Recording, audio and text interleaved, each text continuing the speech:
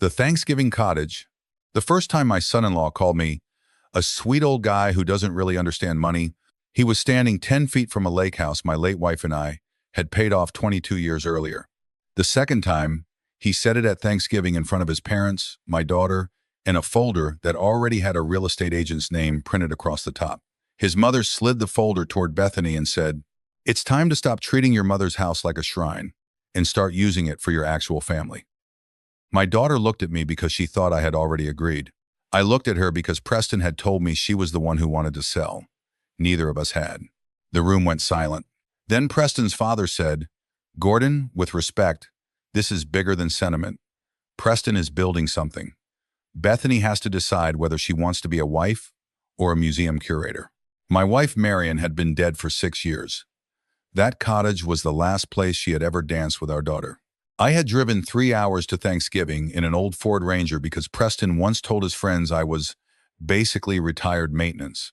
I had spent most of dinner being spoken around, corrected, and quietly measured by people who believed modest clothes meant a modest life. What they did not know was that I had already seen the social media post announcing Preston's second location, using a photograph of my daughter's lake house, as if the money from selling it were already his. What they also did not know was that every dollar Bethany had been sending me each month because Preston told her I was struggling alone was sitting untouched in an account with her name on it. By dessert, I did not need revenge. I needed one thing: for my daughter to hear the truth before another person spent her future for her. My name is Gordon Whitaker. I was 68 when this happened, and I live outside Raleigh, North Carolina, in the same brick ranch Marion and I bought when Bethany was 5.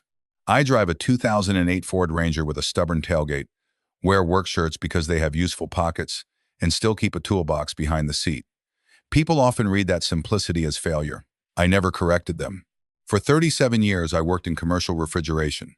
I started as a technician, bought the tiny service company where I worked, and eventually grew it into a regional operation with crews across 3 states. At 60, I sold most of it and retired comfortably. Marion knew every number because we built the life together. Bethany knew I was secure, but I never made money part of how she understood her father. Bethany was 34, a pediatric occupational therapist in Raleigh, patient enough to make frightened children trust her, and stubborn enough to argue with a GPS. She was our only child. 3 years after Marion died, she met Preston Maddox at a charity 5K. Preston was charming, ambitious, and genuinely hardworking.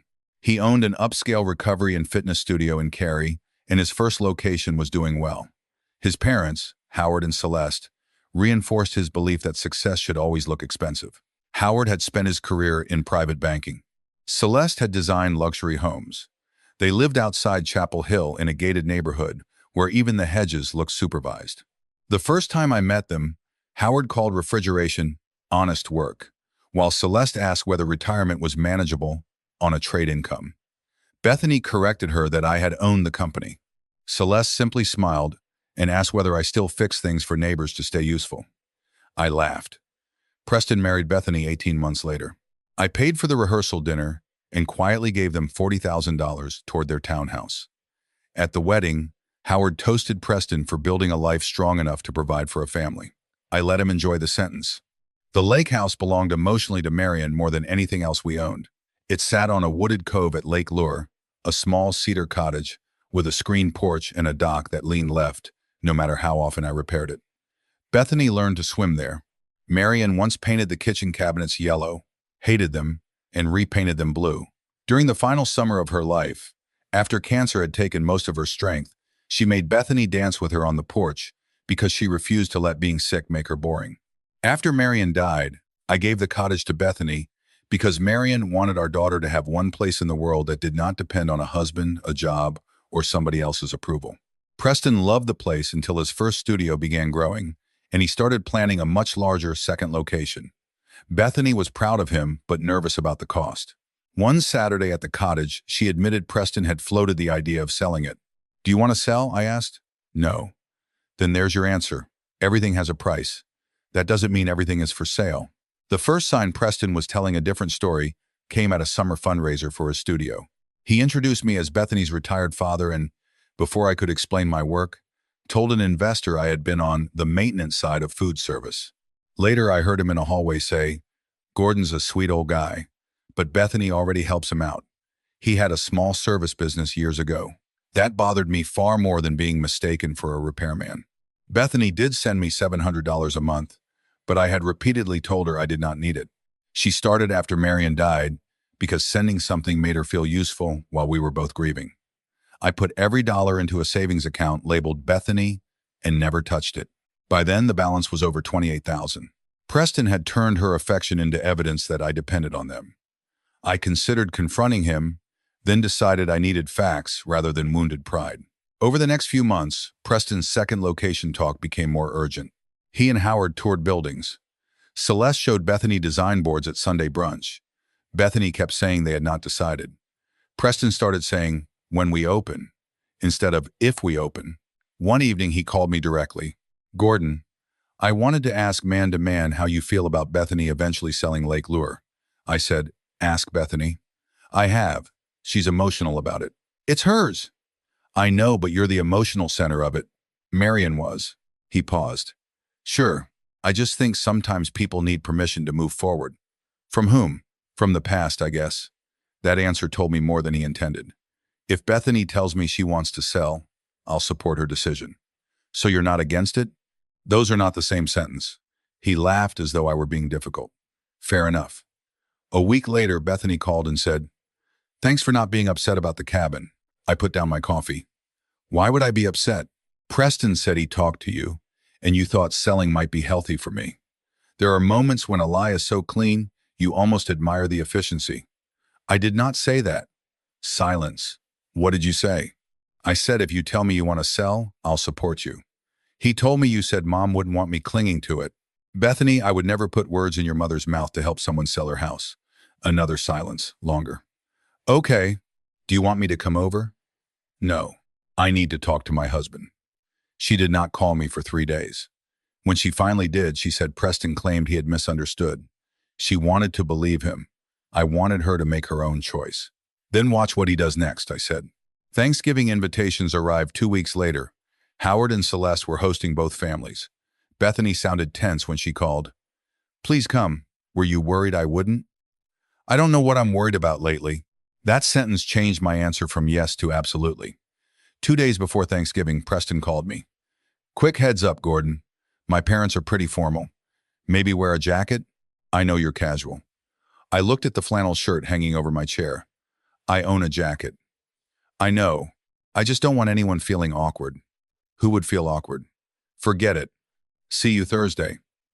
After the call, I opened social media because Bethany had mentioned Celeste posted a table setting. The first image was exactly that china. Candles, small gold pumpkins, place cards. The second was a rendering of Preston's proposed new studio. The third stopped me.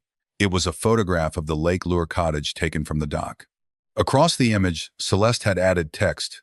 "Sometimes legacy means knowing when to turn memories into momentum." The caption read, "Big family conversations this Thanksgiving. So proud of Preston and Bethany for thinking boldly about their future." Bethany was tagged. 10 minutes later, the post disappeared. I took a screenshot before it did. I did not call anyone.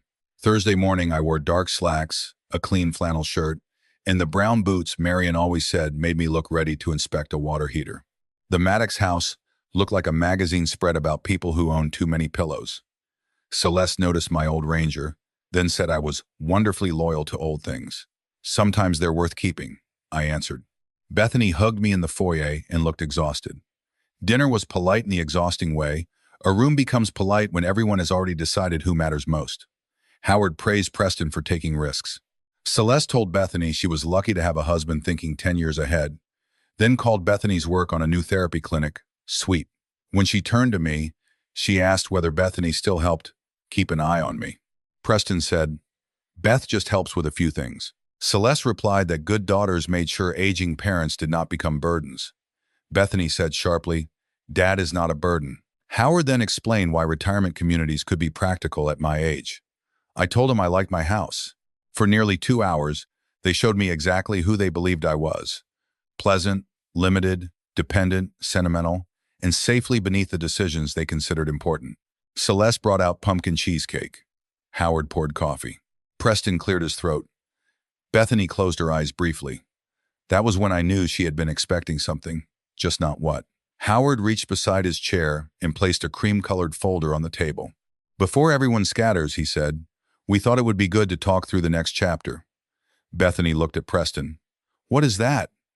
Preston smiled too quickly. Just planning. Celeste pushed the folder toward my daughter. A real estate agent's card was clipped to the front.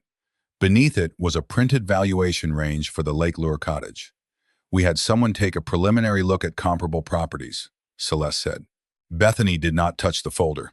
Why? Because if you move quickly, spring inventory gives you an excellent window. Move quickly on what? Preston answered. Selling the lake place. My daughter's face went still. We haven't agreed to sell. We've discussed it. We discussed you wanting to sell it. Howard leaned forward. Bethany, no one is forcing anything, but you're sitting on an asset worth somewhere around $600,000. Preston needs about $220 for the next location. You could still keep a significant amount invested. Preston needs? She repeated. We need, Preston said. This is our future. Then why does the folder have a realtor's name on it? Because information helps people make decisions. Did you contact a realtor about my mother's house? Celeste answered before he could. I did, only informally. She's excellent. Bethany looked at me. Dad, did you know about this? No. Preston's head turned toward me. Come on, Gordon. We talked. We talked about whether I would support Bethany if she chose to sell. You said you weren't against it. And you told Bethany I said selling would be healthy for her. I didn't. Howard's expression changed slightly. Celeste looked at Preston. Bethany whispered, You said Dad thought Mom would want me to move on. Preston's voice sharpened. I said that was the spirit of what he meant. No, I said. It wasn't. The room became very quiet. Preston leaned back. Fine, maybe I summarized badly. You invented my dead wife's opinion, I said. His face reddened. That's dramatic. Bethany looked at him. No, it's accurate. Celeste intervened with the smooth confidence of someone who believed discomfort could be managed by tone. This is exactly why we wanted everybody together. Memories can make financial decisions emotional. I looked at her. Selling your mother's house should probably be emotional. She gave a patient smile. Marion has been gone 6 years, Gordon. At some point, memories stopped being a financial strategy. Bethany's chair moved back half an inch. I saw it. Preston said, Mom, but not because he disagreed, because she had said the quiet part too clearly. Howard tried another angle. No one is disrespecting Marion, but Preston is building something. Bethany can either keep a cottage she visits 6 weekends a year or help build a business that supports her future children. Bethany said, We don't have children. Not yet, Celeste replied. There it was again, the suggestion that my daughter's current life was merely a waiting room for the life other people considered legitimate. Preston reached for her hand. She moved it away. You contacted a realtor without telling me. I knew you'd get emotional before you saw the numbers. I watched my daughter absorb that sentence. You knew I'd get emotional about selling the house where Mom spent her last summer. That's why I wanted facts first. No, that's why you wanted momentum before I said no. He exhaled hard. Bethany, this opportunity does not wait forever. Then let it go without me. Howard's voice became firmer. That is not how marriage works. I looked at him. How does it work? He turned toward me as if surprised I had entered the conversation. Partners take calculated risks together. With whose property? Bethany's property is part of their household picture. So is Preston's. Preston is investing his career. That's not an asset. Preston laughed under his breath. This is exactly what I was worried about, Bethany asked. What were you worried about? He looked at me. Your dad doesn't understand growth. No offense, Gordon, but you spent your career fixing restaurant refrigerators. This is a different scale. There it was, the sentence that might have embarrassed me 20 years earlier and barely touched me now. I did fix restaurant refrigerators. Exactly. I also owned the company that employed 93 people when I sold it. Preston stopped. Howard looked at me more carefully. Celeste's expression changed by maybe 5%, which on her face was a landslide. I continued. I'm not telling you that to impress you. I'm telling you because you've spent 3 years speaking about my life without asking basic questions. Howard said, Preston told us it was a small service company. It started with 2 men in 1 van. By the time I sold, we had offices in Raleigh, Richmond, and Greenville. Preston stared at me. Why didn't you ever say that? You never asked. Bethany gave a short, sad laugh. Howard leaned back, recalculating. I hated that part most. Not the disrespect before, the sudden possibility of respect after money entered the room. Well, he said, voice warming, that certainly changes context. No, I said, it really shouldn't. Celeste folded her hands. Gordon, nobody meant to diminish you. You asked whether my daughter would have to support me in retirement. I was making conversation. Preston tells people she already does. Bethany turned toward him. What? Preston went still. I looked at my daughter. At the studio fundraiser, I heard him tell two men you helped me out financially. You send Dad money? Celeste asked Bethany. There was almost concern in her voice now, but not for me, for the size of the asset pool. Bethany looked embarrassed. I send $700 a month. After Mom died, he wasn't taking care of himself. Preston said, see? That's all I meant. I told her to stop, I said. She refused. Bethany stared at me. Dad, every dollar is sitting in an account for you. What? $28,400 before this month's interest. Preston's face changed. You kept all of it? Yes. Why? Because I didn't need it. Bethany's eyes filled. Why didn't you tell me? I did tell you I didn't need it. You said sending it gave you peace of mind. I decided I could accept your love without spending your money. She covered her mouth. Celeste looked at Preston. Howard stared at the folder.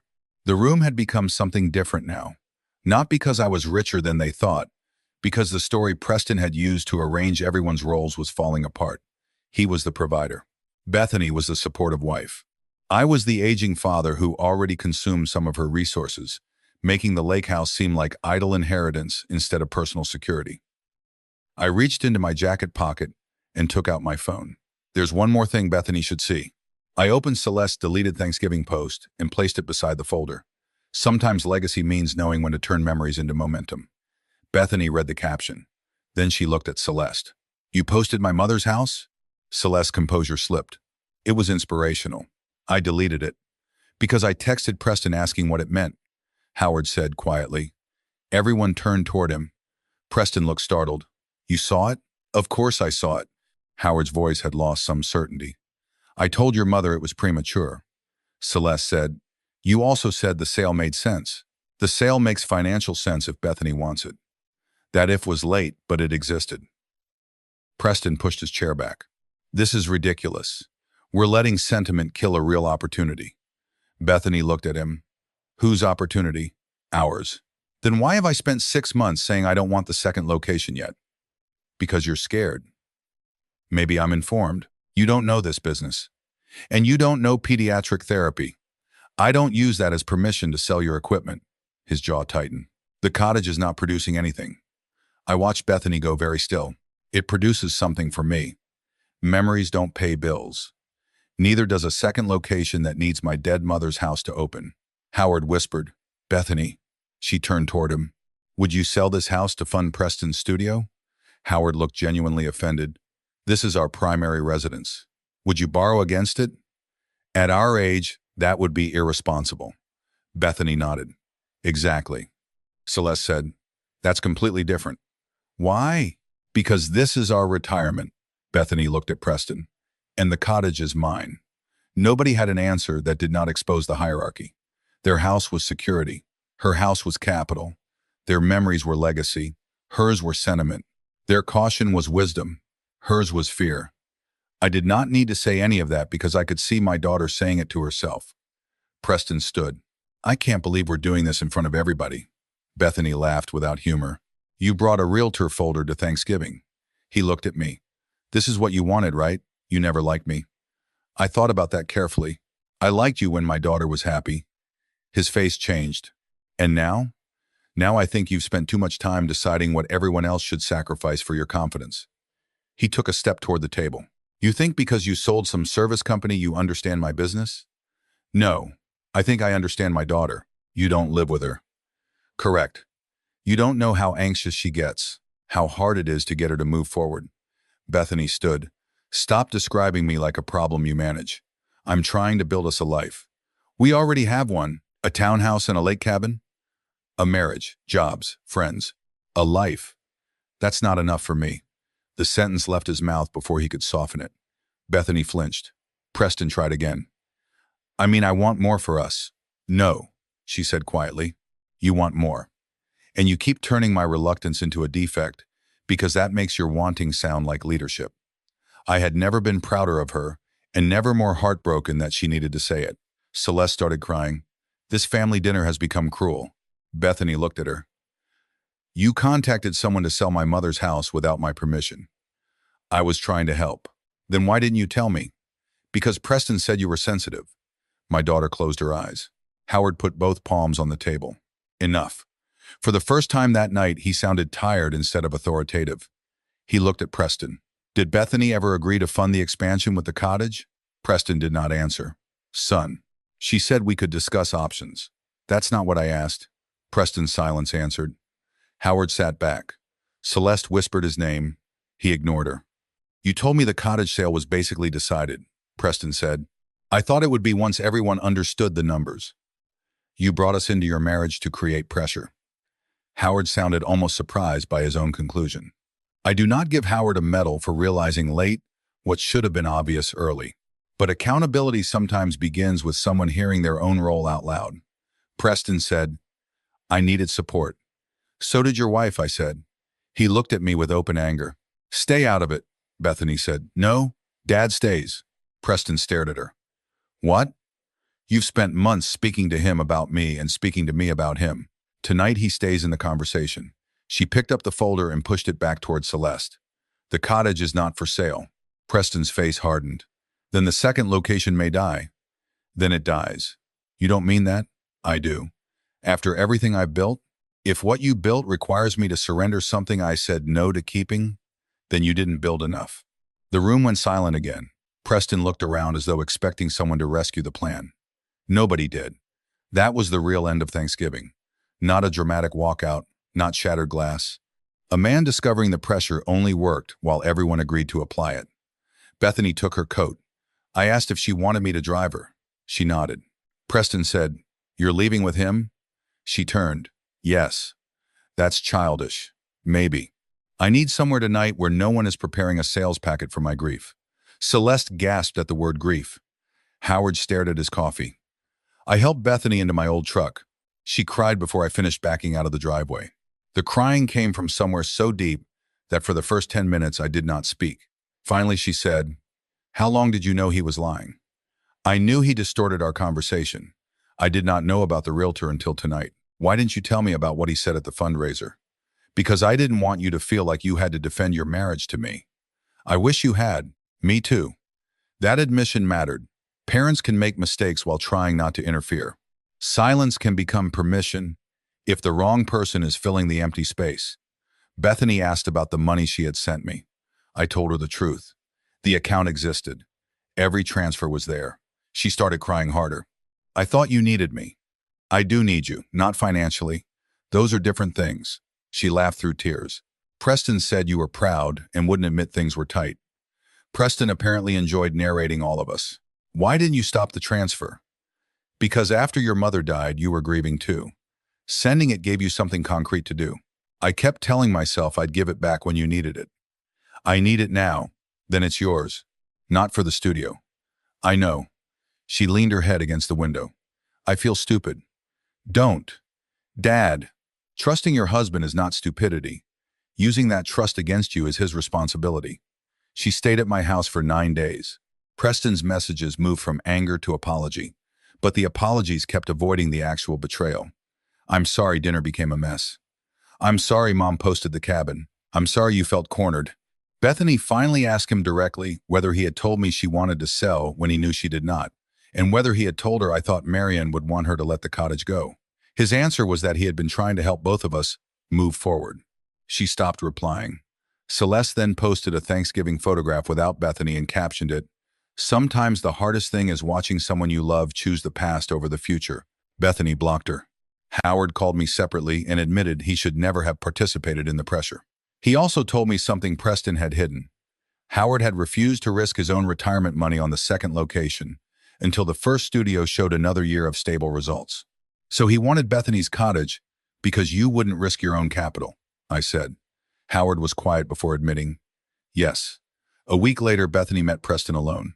She came home 2 hours later and said, "We're separating." Preston finally admitted the second location was farther along than she knew.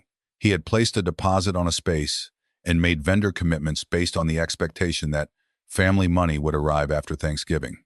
Bethany asked why his parents' house and retirement were protected while her mother's cottage was called idle capital. He had no real answer. He also admitted he had described me as financially dependent because my truck and Bethany's monthly transfer made that story easy to believe. "He only respected your opinion after he learned you had money," Bethany said. "Some people confuse net worth with permission to have a point," I told her. Their separation was quiet. They tried counseling. Preston eventually gave the first apology that sounded like truth. "I lied because I thought if you and your dad talked honestly, you would both say no. I decided my plan deserved a chance before your no could kill it." That sentence gave Bethany clarity. 6 months after Thanksgiving, she ended the marriage. I did not celebrate. My daughter grieved the man she loved, the future they had imagined, and the version of herself who thought she had chosen safely. I returned every dollar from the account she had been sending me. She used part for counseling and moving costs and kept the rest invested. Preston never opened the second location. His first studio survived, which was fine with me. I never wanted his life destroyed. I wanted my daughter free to choose hers. Celeste never gave me a direct apology. Howard later sent a short Christmas note admitting the dinner had taught him more than he wanted to learn. Bethany and I rebuilt something too. Not our love, because that had never broken, but our honesty. I apologize for staying quiet after hearing Preston describe me as dependent. I thought I was protecting her marriage when I was really protecting my own desire not to be the meddling father. She admitted she had hidden how much pressure she felt because she did not want me to think she had chosen badly. We had both been protecting an image instead of each other. The next Thanksgiving, she came to my house. No gold pumpkins, no formal table. We ate turkey, box stuffing, because neither of us could reproduce Marion's, and peach cobbler from the lake house recipe. Bethany showed me a photograph from Lake Lure. She had repainted the kitchen cabinets yellow. "Your mother hated that color," I said. "Exactly." We laughed until she cried. Then she told me she was keeping the cottage, not because selling would mean Preston won, and not because keeping it proved loyalty to Marion, but because when she imagined her own life 5 years ahead, she still wanted mornings on that dock. That was the first decision about the property that felt completely clean because nobody else had to lose for her to make it. She began using it more, sometimes alone, sometimes with friends, and occasionally with families from the pediatric therapy community she worked with. I still drive the old Ranger. I still wear work shirts. I still have enough money to live very differently, and no interest in performing that fact for people who only become respectful after wealth enters the conversation. Thanksgiving taught me that being underestimated is not always power. Sometimes it is simply information. You learn who asks questions and who assigns value. You learn who calls a daughter's inheritance sentimental when it belongs to her, but sacred when the asset belongs to them. And you learn that the strongest response is not always revealing a dramatic secret or destroying somebody's career. Sometimes it is refusing to let their misunderstanding choose your behavior. Marion once told me, when Bethany was 14, "Our job isn't to make her choose what we want. It's to make sure she grows up knowing she gets to choose." Preston's family had built an entire plan around changing Bethany's no into a yes. The only useful thing I could do as her father was give that no back to her. So tell me honestly, if your spouse and in-laws contacted a realtor about selling the home your late parent left you, told each other you were too emotional to decide, and planned to use the money for your spouse's business while protecting every asset of their own, would one sincere apology ever be enough to rebuild that marriage? Or would the moment they treated your no as something to work around permanently change how you saw them?